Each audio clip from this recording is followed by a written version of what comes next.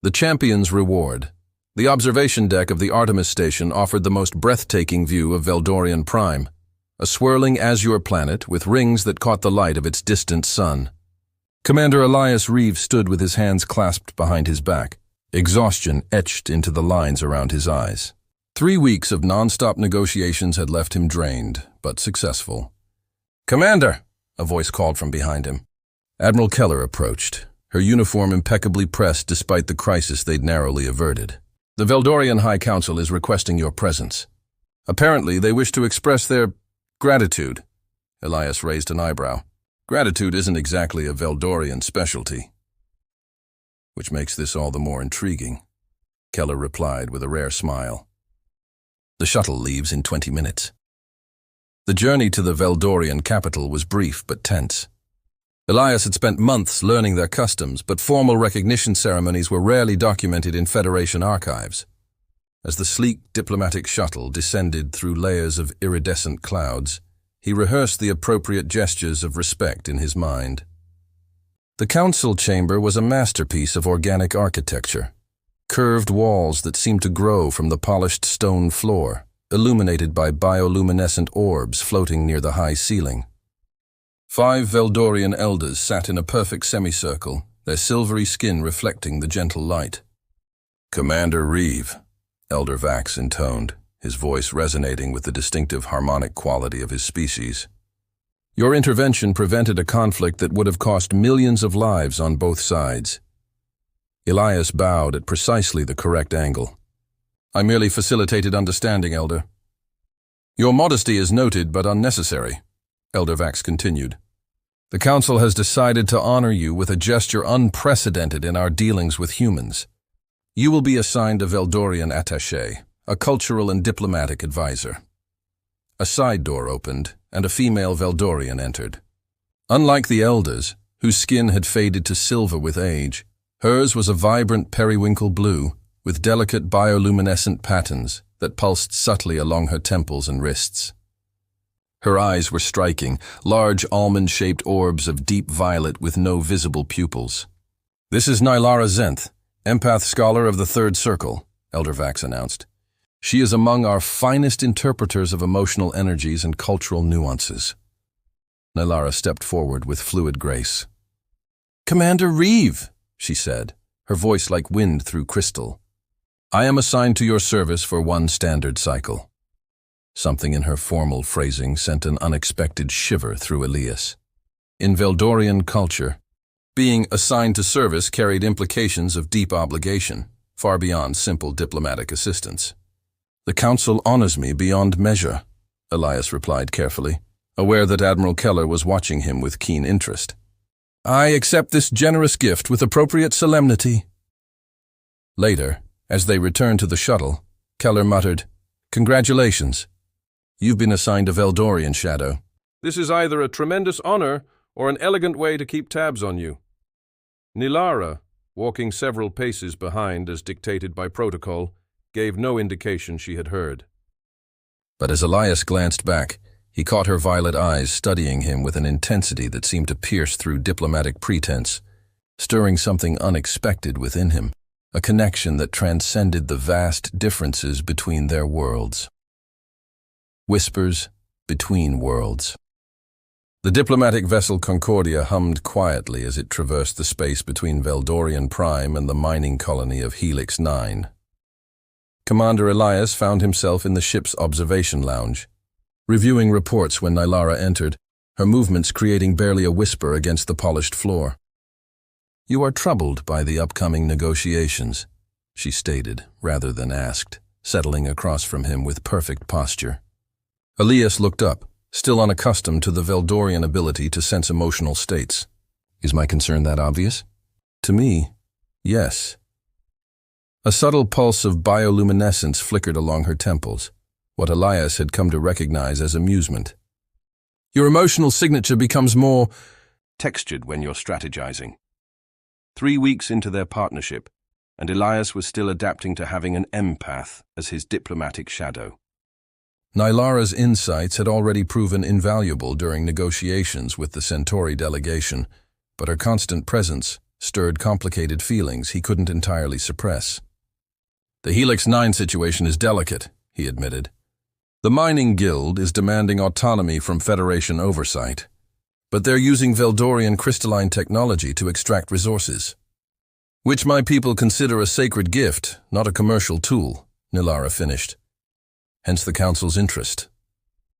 Their conversation shifted to diplomatic strategies, and Elias found himself increasingly drawn to Nilara's perspective. Unlike other Veldorians who typically viewed humans with polite disdain, she seemed genuinely curious about his thought process. "Your approach differs from what our diplomatic archives suggested about humans," she observed. "You listen more than you speak." "Maybe I'm not typical," Elias replied with a half-smile. "No," she agreed, her violet eyes studying him with unexpected warmth. "You are not." The Helix 9 negotiations stretched into a grueling week. During the final session, when tensions reached their peak, Nilara unexpectedly intervened. She spoke of the crystalline formations not as property, but as living extensions of Veldorian cultural heritage, her voice resonating with such genuine emotion that even the hardened mining guild representatives fell silent. Later, in the privacy of the ship's garden chamber, a concession to Veldorian biological need for photosynthesis, Elias found her meditating among the artificial flora. "That was impressive today," he said. "You weren't obligated to speak on my behalf." Nilara's eyes opened slowly. "I spoke on behalf of understanding, Commander. Not merely for you." "Elias," he corrected gently. "When we're not in official settings, I'd prefer you use my name." Something shifted in her expression. A momentary vulnerability quickly masked. "That would violate protocol. I'm assigned to your service, not your friendship." "And if I prefer friendship to service?" The bioluminescent patterns along her skin pulsed more rapidly. "Friendship between our kinds is uncommon." "Uncommon doesn't mean impossible," Elias countered, taking a seat beside her. "Unless you find the idea objectionable." "What I find objectionable or desirable is irrelevant to my assignment," Nilara replied. But her voice carried a hint of something unspoken, a longing, perhaps, or curiosity. As the Concordia journeyed onward through the star systems, the rigid formality between them gradually softened. Nilara began sharing stories of her homeworld, the floating libraries where she had studied, the empathic ceremonies that marked Veldorian life passages. Elias, in turn, spoke of Earth's oceans and forests, places so unlike the crystalline landscapes of her world. One evening, as they shared a meal in his quarters, another breach of protocol that had somehow become routine, Nilara's fingers accidentally brushed against his as she reached for a data tablet. The contact lasted barely a second, but the jolt of connection was unmistakable. She withdrew her hand quickly, violet eyes wide with what might have been alarm or something far more complicated. "I should retire for the evening," she said abruptly, rising with uncharacteristic haste. "Nilara!" Elias called as she reached the door. "Whatever you sensed just now. I'm not ashamed of it." She paused, her back to him. "Perhaps you should be, Commander. For both our sakes."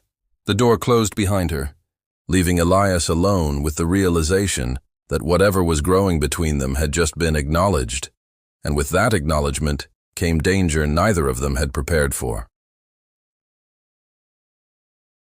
The broken protocol. The emergency alert blared through the Concordia's corridors as the ship shuddered violently. Elias sprinted toward the bridge, nearly colliding with his first officer. "Class X solar flare from the binary system," Lieutenant Karim reported breathlessly. "We need to evacuate to the emergency shelter on Proxys Moon." Status of the crew? Most already boarding the escape shuttles. The Veldorian attaché was last seen in the xenobotany lab. Elias changed direction immediately. "Get everyone else to safety. I'll find her." The xenobotany lab was in disarray when he arrived, specimens and equipment scattered across the floor. Nilara was desperately trying to save a collection of rare seedlings, her hands moving with practiced efficiency despite the danger. "We need to evacuate now," Elias insisted. Grabbing her arm, her violet eyes flashed with rare defiance. "These specimens are the last of their kind from the Veldorian outer colonies. I cannot—" Another violent tremor cut her off as the lights flickered ominously. Elias made a split-second decision. helping her secure the specimens in a portable stasis container before pulling her toward the emergency bay. "Last shuttle's already gone," he muttered upon arrival. "We'll have to take the captain's skiff." The small vessel barely accommodated too as they launched away from the Concordia, navigation system struggling against the solar radiation. Proxys Moon loomed ahead, its research station offering the only safe haven in the turbulent system. "We won't make it to the main facility," Nylara observed calmly, her empathic abilities undoubtedly sensing Elias's rising concern despite his composed exterior. "The radiation would penetrate the skiff's shielding before we arrive." Elias adjusted course.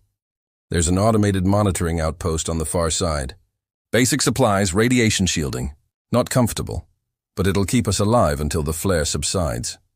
The landing was rough, the small outpost barely more than a reinforced bunker built into the moon's craggy surface. Inside, emergency lighting cast everything in a pale blue glow, illuminating sparse accommodations, a communications console, 2 narrow bunks, and basic survival equipment. "Communications are down," Elias confirmed after several attempts.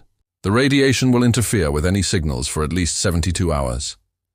Nylara nodded, carefully placing her precious botanical samples in a climate-controlled storage unit. "Your quick thinking saved these specimens." "I am grateful.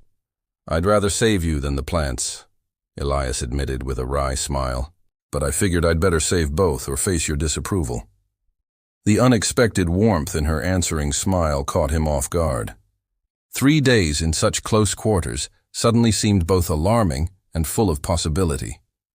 By the second day, the professional distance that had characterized their early relationship had eroded completely. Confined to the small space, they passed time sharing stories from their vastly different worlds. Nylara spoke of her childhood in the crystal forests of Veldorian Prime, where empathic children learned to distinguish emotions through the resonant frequencies of living crystal. "My people believe that feelings create vibrations in the universe," she explained, seated cross-legged on her bunk. "To understand another's emotions is to harmonize with their inner music." "And what do you sense from me?" Elias asked, the question escaping before caution could intervene. Nylara's bioluminescent markings pulsed with soft intensity. Complexity, determination, loneliness beneath duty. She hesitated, then added softly, "And something else, something forbidden to name." The air between them seemed to change density.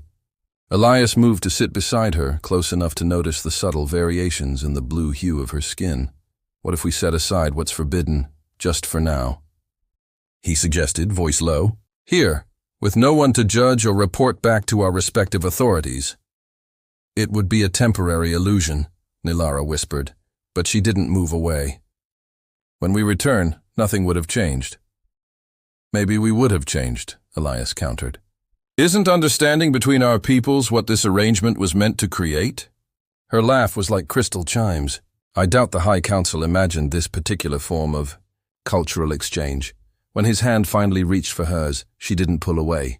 The touch sent a visible wave of luminescence across her skin, her empathic nature physically responding to the contact. Their first kiss was hesitant, an exploration of utterly foreign territory. His warm lips against her cooler ones, her bioluminescence brightening with each heartbeat. Later, as they lay entwined on the narrow bunk, the blue-white light of her skin cast gentle patterns across the metallic walls of the outpost. Their intimacy had transcended physical differences, finding harmony in the very divergence that should have kept them apart. Nylara's empathic abilities had created a feedback loop of sensation, each emotion reflected and amplified between them. "This changes everything," Elias murmured against her shoulder. Nylara's expression grew solemn, the light beneath her skin dimming slightly. "Or perhaps it changes nothing in a universe determined to keep our worlds separated by more than just distance." "I refuse to believe that," he replied, drawing her closer as the radiation storm continued to rage outside their temporary sanctuary, as volatile and powerful as the feelings they could no longer deny. The Council's judgment, the return to normal diplomatic operations, felt anything but normal. 2 weeks had passed since their rescue from Proxys Moon. and Commander Elias Reeve found himself constantly aware of Nylara's presence, her subtle movements, the barely perceptible pulse of luminescence that flared whenever their eyes met across briefing rooms. They had agreed to discretion, understanding the consequences of their forbidden connection, yet maintaining professional distance proved increasingly difficult, especially when Nylara's empathic abilities made her acutely aware of his every emotion. "The Veldorian ambassador requests your presence," Lieutenant Karim announced, interrupting Elias's thoughts. "Alone," he added with a pointed glance toward Nylara. Elias felt a flicker of unease. "Did the ambassador mention why?" "No, sir." But he seemed troubled. In the 6 months since Nylara had been assigned to him, Elias had never been summoned without her. The protocol violation was telling. Ambassador Thaxos Merin waited in his private chambers aboard the Concordia, his aged silver skin bearing the intricate markings of the highest diplomatic rank. Unlike most Veldorians, whose expressions remained carefully controlled, Thaxos's face betrayed clear concern. "Commander Reeve," he began without preamble, "I speak to you now not as ambassador, but as someone who recognizes a dangerous pattern." Elias maintained a neutral expression. "I'm not sure I understand, Ambassador." "Please," Thaxos sighed, "spare us both the pretense. The High Council has received reports about you and empath scholar Zenth. Your connection has not gone unnoticed." A cold weight settled in Elias's stomach. "Reports?" "Your emotional signatures have become synchronized," Thaxos explained. "To an empath of sufficient skill, it's as evident as visible light. The radiation exposure on Proxys Moon merely accelerated what was already developing." Elias straightened his shoulders. "With respect, Ambassador, any relationship between myself and Nylara is a private matter. Not when it violates our most sacred protocols," Thaxos countered sharply. "The Council is recalling her immediately. Your private matter could destabilize the very alliance you helped forge." "That's absurd," Elias protested. "How could a genuine connection between representatives of our species possibly harm diplomatic relations?" Thaxos's expression softened unexpectedly. "Because, Commander, my people fear what they don't understand, and they don't understand how emotion can transcend biological differences." The ambassador moved to a small alcove, activating a privacy field that hummed softly around them. "What I tell you now must remain between us. 60 years ago, I too was assigned as attaché to a human diplomat, Elena Mercer. We face the same dilemma you now confront." Elias stared in disbelief. "What happened?" "I chose duty over love," Thaxos replied, regret evident in his voice. "I returned to Veldorian Prime, married appropriately, and rose through diplomatic ranks as expected. Elena eventually died, her emotional signature forever imprinted in my memory." "I'm sorry," Elias offered quietly. "I don't share this for your sympathy," Thaxos said. "I tell you because the Council has summoned you both to appear in 3 days' time. They will separate you permanently unless convinced otherwise. And unlike 60 years ago, I believe our peoples are finally ready for change." When Elias informed Nylara of the summons, her luminescence dimmed to almost nothing, a Veldorian expression of deep distress. "This is precisely what I feared," she whispered. "My career, my standing among my people. We could end it," Elias offered, the words painful even as he spoke them. "Tell them it was a momentary lapse. Request reassignment." "Would that be truth or convenience?" Nylara challenged, violet eyes suddenly fierce. "I am an empath, Elias. I cannot lie about what I feel, especially not to myself." Their journey to Veldorian Prime was conducted in separate vessels, a pointed statement from the Council about their expected future. The Great Hall of Harmonies, where such judgments were traditionally rendered, loomed before them like a crystalline mountain, its spires catching the light of 3 moons. Inside, the Council members sat elevated on a semicircular dais, their silver faces impassive. Elder Vax, who had first assigned Nylara to Elias, looked particularly troubled. "This hearing concerns the violation of sacred protocols," he began formally. "Empath scholar Nylara Zenth, you were assigned to provide cultural guidance and diplomatic assistance to Commander Reeve. Instead, you have formed an inappropriate emotional bond that compromises your objectivity and dishonors our traditions." Nylara stepped forward, her voice steady despite the subtle trembling of her luminescent patterns. With respect, elders, I have fulfilled every diplomatic duty required of me. The connection that developed between us has only enhanced my understanding of human perspective, not diminished it. Understanding does not require intimate involvement, countered Elder Lyrith, the only female on the council. You were chosen for your emotional discipline, yet you have displayed none. Elias could remain silent no longer. Your Excellencies, if I may speak, Nylara has shown extraordinary discipline and dedication. Whatever feelings developed between us never once interfered with her duties. If anything, our connection has created a deeper understanding that benefits both our peoples. Your perspective is irrelevant, Commander, Elder Vax stated coldly. This is a Veldorian matter, is it? Ambassador Thaxos's voice resonated through the hall as he entered unexpectedly. When we speak of alliance between our species, yet refuse to allow genuine connection, are we not contradicting the very foundation of diplomacy?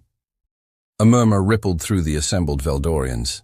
Thaxos, respected for his decades of service, commanded attention even from the council. Ambassador, this proceeding does not concern you, Elder Lyrith said stiffly. It concerns all of us, Thaxos replied. For too long, we have sent our scholars to study humans while maintaining emotional distance. Yet true understanding cannot exist without emotional investment. As debate erupted among the council members, Elias moved closer to Nylara, their hands finding each other despite the public setting. Her skin pulsed with a pattern he had come to recognize as hope mingled with fear. Whatever they decide, he whispered, I won't accept separation. Her violet eyes met his. Nor will I. Beyond ancient laws, the debate within the council stretched into hours, then days. While deliberations continued, Elias and Nylara were confined to separate quarters within the diplomatic compound, permitted to communicate only through formal channels and always monitored. On the third night, Elias was startled by a soft chime at his door. Ambassador Thaxos entered, his expression unreadable. The council remains deadlocked, he reported, lowering himself carefully onto a crystalline seat. 3 favor tradition, 2 advocate for change. Without consensus, no judgment can be rendered. That's not resolution, Elias observed. It's postponement. Indeed, Thaxos agreed. But it has created an opportunity. The council has agreed to an unprecedented public forum. Representatives from both our peoples will discuss the broader implications of interspecies relationships. You and Nylara will be permitted to present your case. A trial disguised as a cultural exchange, Elias said with a wry smile. Perhaps, or the beginning of genuine evolution. Thaxos's aged eyes held unexpected warmth. In my long life, I've witnessed change come to Veldorian society only when tradition is challenged by undeniable truth. Your connection with Nylara has forced my people to confront their preconceptions. The forum was held in the Grand Amphitheater, its crystalline acoustics designed to carry even whispered words to the furthest seats. Hundreds gathered, Veldorian scholars, human diplomats, and representatives from a dozen allied species, all drawn by the unprecedented nature of the proceedings. Nylara appeared transformed as she took the speaker's position, her traditional formal robes replaced by a synthesis of Veldorian and human styling, a visual statement of her evolving perspective. The luminescent patterns along her blue skin pulsed with controlled intensity, betraying her emotion only to those who knew her well. Esteemed members of the council, honored representatives, she began, her voice clear and unwavering. I stand before you as both Veldorian and something more, an individual whose understanding has been transformed through connection. She spoke eloquently of empathy's true purpose, not merely to observe emotions but to genuinely share in them, to create bridges of understanding that transcended physiological differences. Our traditions teach that emotional entanglement compromises objective judgment, she acknowledged. Yet I have found the opposite to be true. My connection with Commander Reeve has not clouded my perception but rather sharpened it, revealing dimensions of understanding inaccessible through detached observation. When Elias spoke, he addressed not only the council but the entire assembly, his diplomat's training evident in every carefully chosen word. Alliance between different peoples cannot be built on protocols alone, he argued. True understanding requires genuine connection, the willingness to see beyond difference to recognize shared values. What Nilara and I have discovered is not a violation of duty, but its ultimate fulfillment. Throughout the amphitheater, luminescent patterns pulsed in response, the Veldorian equivalent of murmured conversation. Many of the younger scholars displayed patterns of agreement, their traditional views already evolving through increased contact with humans and other species. Elder Vax rose slowly, his ancient face solemn.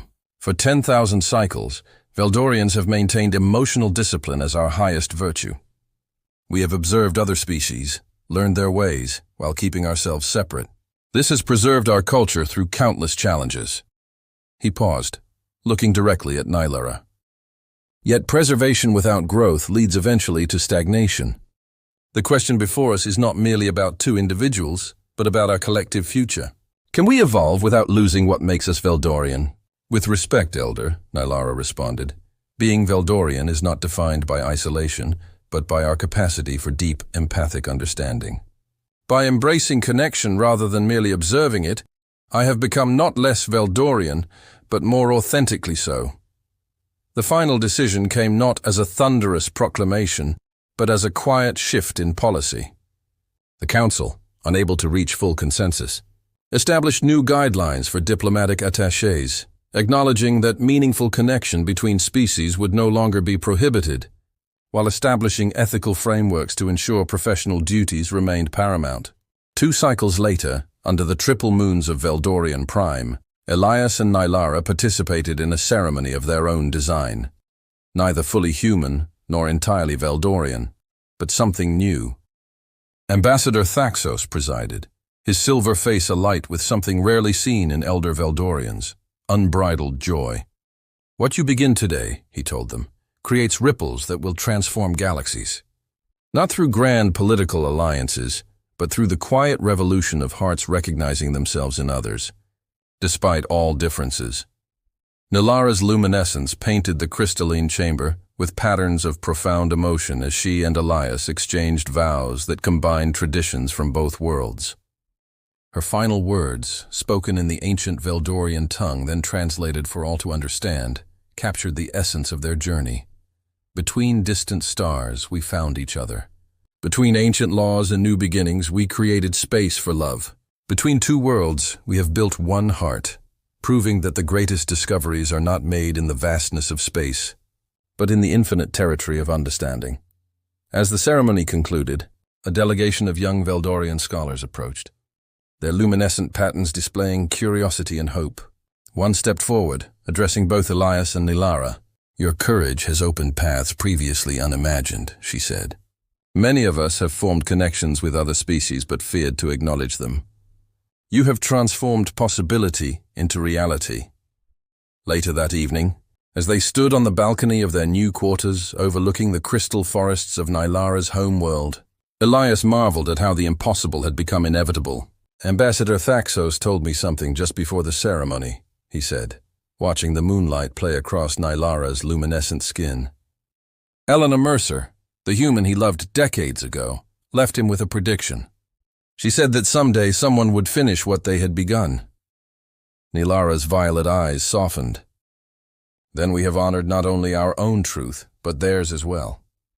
And paved the way for countless others, Elias added, drawing her close as the distant stars witnessed the continuing evolution of understanding between worlds that once seemed impossibly far apart, now connected by the most powerful force in any galaxy, the courage to recognize oneself in the other, and to embrace the transformation that follows.